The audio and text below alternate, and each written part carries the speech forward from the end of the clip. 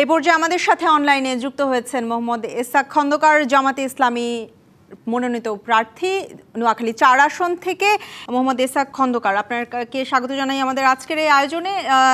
ইসহাক খন্দকার, আপনার কাছে জানতে চাই যে আমরা জানি যে নোয়াখালীর এই আসনটি একটা লম্বা সময় ধরে আমরা অনুষ্ঠানের শুরুতেই দেখেছি যে 2001-2008-এ বিএনপি আসলে নির্বাচনে জয়যুক্ত হয়েছিলেন। আপনাদের কাছে জানতে চাই যে ত্রয়োদশ জাতীয় সংসদ নির্বাচন ঘিরে আপনারা কিভাবে জনগণের কাছে যাচ্ছেন, এবং আপনারা তো আসলে অনেক আগেই মনোনয়ন পেয়েছেন, সেক্ষেত্রে আপনারা আসলে কি ধরনের কার্যক্রম চালাচ্ছেন? জি, ধন্যবাদ আপনাদেরকে এবং আপনাদের কলাকুশলী যারা আছেন তাদেরকে, এবং যারা আমাকে শুনছেন তাদেরকেও শুভেচ্ছা, এবং যারা শুনবেন তাদেরকেও শুভেচ্ছা জানাচ্ছি। জি, আপনি যে প্রশ্ন করেছেন আমাদের কি ভাবনা, আসলে প্রথম আমি বলি, বাংলাদেশ জামাত ইসলামী এবার যে নির্বাচনে অংশগ্রহণ করেছেন তা উদ্দেশ্য এই, আমরা পূর্বে যে নির্বাচনে অংশগ্রহণ করেছিলাম তা ছিল আমাদের অংশগ্রহণমূলক, যে কয়টা সিট আমরা পাই। এবারে আমাদের অংশগ্রহণ হলো বিজয়ের টার্গেট, ইনশাআল্লাহ সরকার গঠনের টার্গেটে, যার কারণে আমাদের ওইভাবে কিছু পরিকল্পনা আমাদের আছে। যেমন আমি যদি বলেন সদর সুবর্ণচরকে নিয়ে আমাদের কি ভাবনা, তাহলে আমি সেখানে বলতে পারি যে আসলে আমাদের এই অঞ্চলটা নদী ধৌত একটা অঞ্চল, নদীর উপকূলে একটা অঞ্চল। এটা যুগ যুগ ধরে এখানে এই অঞ্চলটি অবহেলিত অবস্থায় আছে।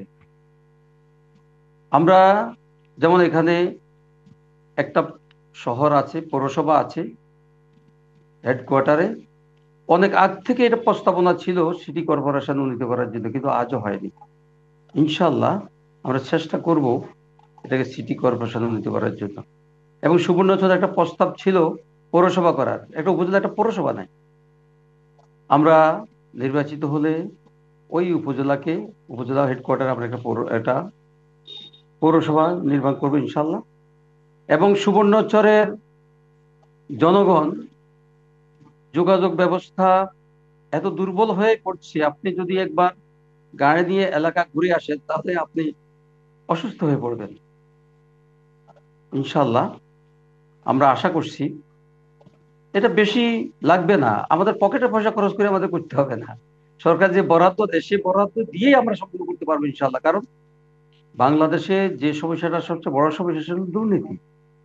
যদি আমরা দুর্নীতি মুক্ত অবস্থায় কাজ করতে পারি, আমরা যদি সকল বরাদ্দ যদি কাজে লাগাতে পারি, এবং আমরা আশা করি আমরা লাগাতে পারবো, তো যদি এটা করা যায় তাহলে আসলে অল্প টাকাই অনেক উন্নয়ন করা যাবে ইনশাল্লাহ।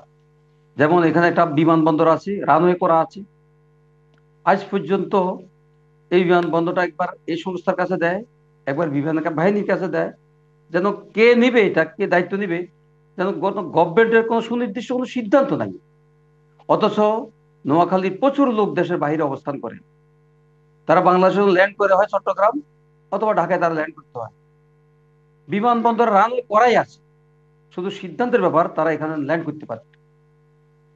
জি, ইহসান খন্দকার, আমি এই পর্যায়ে আপনার কাছে জানতে চাইবো যে আপনি বলছিলেন আসলে যে নোয়াখালীর প্রচুর নাগরিক আসলে দেশের বাইরে থাকে, সেক্ষেত্রে প্রবাসী ভোটারদের আপনারা কিভাবে কাছে টানছেন, এবং সেই সাথে জানতে চাইবো যে নোয়াখালীর আসলে অনেক অঞ্চল আছে যেটা আসলে দুর্গম এবং চরাঞ্চল, সেক্ষেত্রে সেই চরাঞ্চলের জন্য আপনারা, চরাঞ্চলের মানুষের জন্য আপনারা কি ধরনের পদক্ষেপ নেবেন বা তাদের জীবনমান পরিবর্তন কিভাবে করবেন?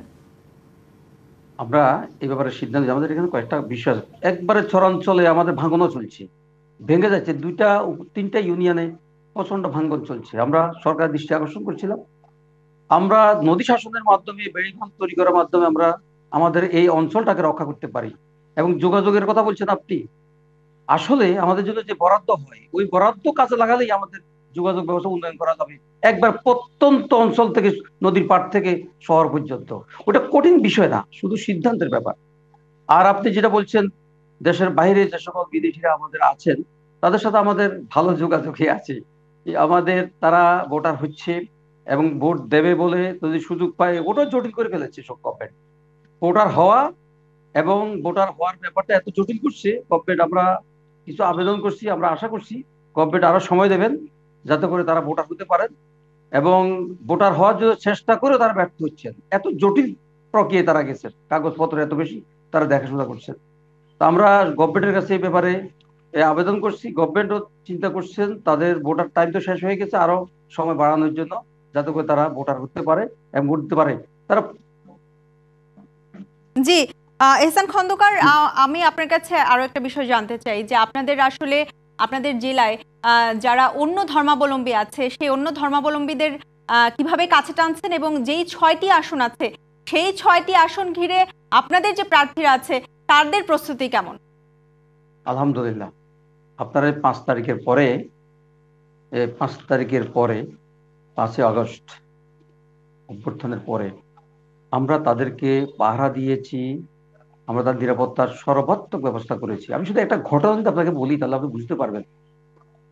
8 তারিখ কি 9 তারিখ রাত 1টা লেফটেন্যান্ট কর্নেল আশরাফ সাহেব আমাকে টেলিফোন করলেন যে স্যার আপনাকে কষ্ট দিয়ে ফেললাম।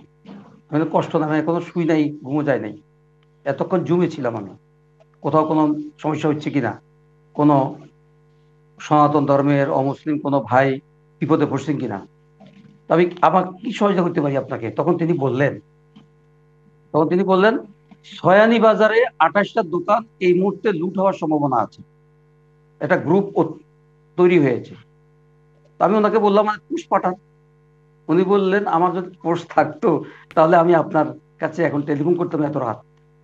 তো আমার কাছে আপনার কাছে ফোর্স আছে, মানে আমাদের করি বাহিনী। আমি সাথে সাথে বেগমগঞ্জ দায়িত্বশীলকে টেলিফোন করলাম, সভাপতি সেক্রেটারিকে।